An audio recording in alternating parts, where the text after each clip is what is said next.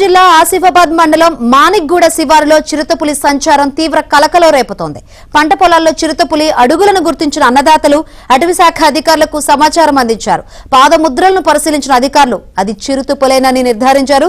పరిసర గ్రామాల ప్రజలు అప్రమత్తంగా ఉండాలని హెచ్చరించారు. వ్యవసాయ పనుల కోసం ఒంటరిగా వెళ్లొద్దని సూచించారు.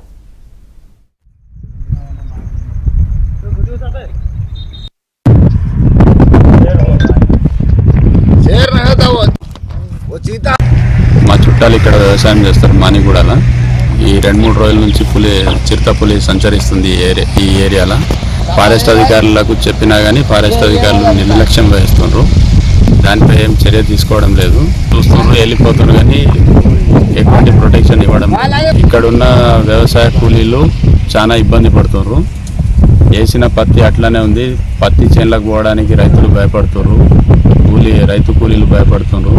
వెంటనే ఈ చిరుతపులికి సంబంధించి ఏదైనా ఫారెస్ట్ అధికారులు చర్య తీసుకొని చిరుత సంచారం ఆపకపోతే ఇక్కడి రైతులకు చాలా ఇబ్బంది అవుతుంది.